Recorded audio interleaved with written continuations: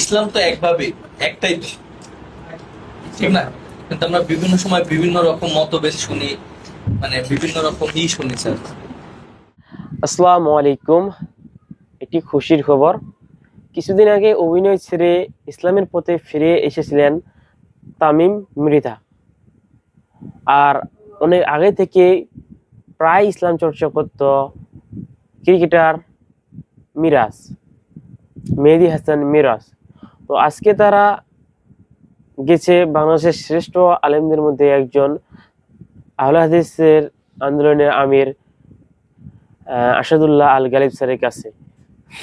তারা সঠিক ইসলামের খোঁজে সঠিক মানুষের কাছে তারা জ্ঞান অর্জন করতে গেছে। সেখানে তারা অনেক কথাবার্তা বলেছে, আপনার ভিডিওতে দেখতে পারবেন।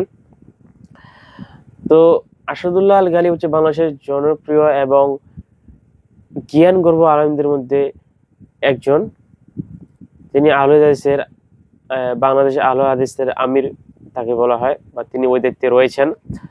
তো মেহেদী হাসান মিরাজ আসাদুল্লাহ আল গালিব স্যারকে প্রশ্ন করেছেন যে আমাদের মধ্যে এত বিভক্তি কেন। তো আসাদুল্লাহ আল গালিব স্যার কি উত্তরটি দিয়েছেন, চলুন শুনে আসি। ইসলাম তো একভাবে একটাই তো, ঠিক না? কিন্তু আমরা বিভিন্ন সময় বিভিন্ন রকম মতভেদ শুনি, মানে বিভিন্ন রকম শুনি স্যার। মানুষ তো অনেক সময় বিভ্রান্তিতে পড়ে। এই জিনিসটা কিভাবে মনে করেন করা যায়? মুসলমানদের মধ্যে এত দল কেন? ইসলাম তো একটাই রাস্তা, এত দল কেন? আমি তো লিখছিলাম, আমার হক তুলে ধরেছি, লেখা হচ্ছে কেন মানে না, মানে সেটা আপনার ইম্মা শাকিরা ও ইম্মা কাফুরা, এটা নিজেই বলে দিয়েছে, ইন্না হাদায়নাহু সাবিলা ইম্মা শাকিরা ও ইম্মা কাফুরা। আমরা সোজা পথ দেখিয়ে দিয়েছি। ইচ্ছে করলে বান্দা শুকরগুজার হতে পারে, ইচ্ছে করলে অস্বীকারী হতে পারে। এই ইচ্ছা শক্তি বান্দার আছে। তুমি যেমনি নাচো তেমনি নাচি, পুতুলের কি দৌড় বলা হয় না, সম্পূর্ণ শিরকি গান, এগুলো বলাই যাবে না। তোমার ইচ্ছা বলে কিচ্ছু নাই। হাসিনা হোসেন মমতাজ যে গানটা গায়, তো ইচ্ছা বলে কিচ্ছু নেই বান্দার, এটা সম্পূর্ণ ভুল কথা। আমরা আমাদের নিজের ইচ্ছার উপরেই চলি। ইচ্ছা বলে কিছু নাই, মানুষ চলে কি করে? মানুষ তো রোবট তো না। এই যে এআই যুগ আসতেছে, এটা রোবটের যুগ আসতেছে, মহা ক্ষতির যুগ আসতেছে সামনেতে, তখন আমাদের ইচ্ছা সত্যি কিছু থাকবে না। যাই হোক, আহলে হাদিস আন্দোলনটা হচ্ছে মূলত মানুষকে কোরআন এবং হাদিসের পথ দেখানোর একটা মুভমেন্ট।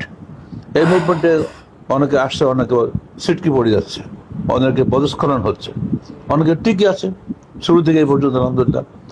আর আমাদের বইগুলো মূলত এর উপরে লেখা। আল্লাহ যাকে হিদায়াত নসিব করেন সে বইগুলো পড়ে আমল করে। আর এইটা প্রশ্নটা খুব সহজ, উত্তরটাও খুব সহজ, কিন্তু সবাই বুঝতে পারে না। যেন আপনাকে বলি যে এটার মধ্যে দিয়ে আল্লাহ হয়তো এটাই পরীক্ষা নিয়েছেন আমাদের, কারা আমরা সত্যের অনুসারী, কারা মিথ্যার অনুসারী, বা কারা আমরা এমনিতেই কোনো কিছুর অনুসারী না, এমনি ছেড়ে দিয়ে বসে আছি, অবহেলা করে বসে আছি। সত্যের অনুসন্ধান করাটাও এটা একটা ইবাদত। এই ইবাদতটা পরীক্ষা নেওয়ার জন্যই হয়তো আল্লাহ পদ্ধতিটা রেখে দিয়েছে। আর মানে এটা না যে সবটাই সত্য, যেটা একটা সত্য হবে, আমাদের কাজ হচ্ছে সেটা সাবধানে মেনে চলার চেষ্টা করা। সফল হয়ে যাবে,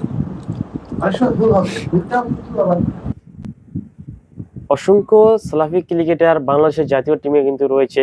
আবার অনেকে এই সালাফি সহি আকীদায় আসছেন, আর ভ্রান্ত আকীদা থেকে সঠিক আকীদা অনেকে আসেন, তাদেরকে আমরা সাধুবাদ জানাই। যারা সালাফি আকীদার ক্রিকেটার তাদের মধ্যে কয়েকজন রয়েছেন মাহমুদুল্লাহ রিয়াদ, তারপরে রয়েছেন তানজিম হাসান সাকিব এবং মৃত্যুঞ্জয় চৌধুরী। অবশেষে মেহেদী মিরাজও আমাদের ভাইকে দেখতে পেলাম। আশা করি আরো অনেকে আসবেন, শুধু ক্রিকেটার না, সাধারণ মানুষও আসতেছেন। সবাই আসুক, এটাই আমাদের চাওয়া। আসসালামু আলাইকুম।